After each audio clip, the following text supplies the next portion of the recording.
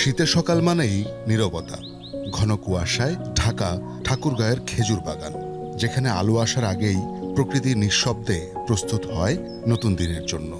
ঘাসের ডগায় জমে থাকা শিশির আর কুয়াশার ভেতর দাঁড়িয়ে থাকা খেজুর গাছগুলো যেন অপেক্ষায় থাকে সূর্যের প্রথম ছোঁয়ার। ধীরে ধীরে কুয়াশার আড়াল ভেদ করে খেজুর গাছের ফাঁক গলে উঁকি দেয় সূর্য। এই আলোতেই শুরু হয় গ্রাম বাংলার শীতের গল্প।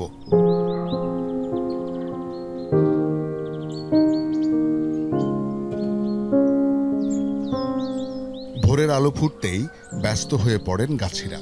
রাতভর জমে থাকা রস নামাতে একে একে গাছে ওঠেন তারা।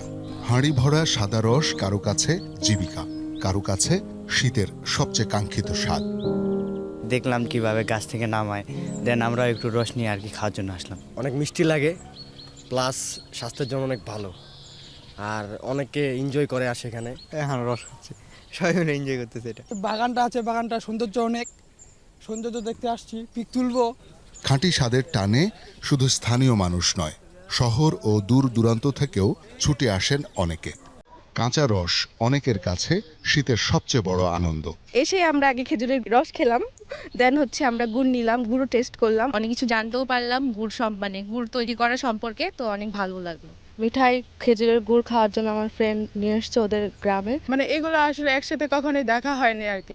সংগ্রহ করা রস জাল দেয়া হয় বড় চুল্লিতে।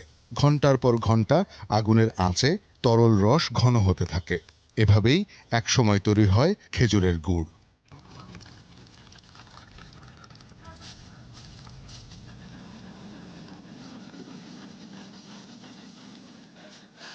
এই প্রক্রিয়ায় মিশে থাকে পরিশ্রম, অভিজ্ঞতা আর প্রজন্মের পর প্রজন্মের দক্ষতা। 4টার দিক উঠে রস পাড়ি আসি, 5টার দিক জাল ধরা দিই, আবার 11টার দিক গাছে উঠি, গাছে উঠে আবার গাছ কাটি।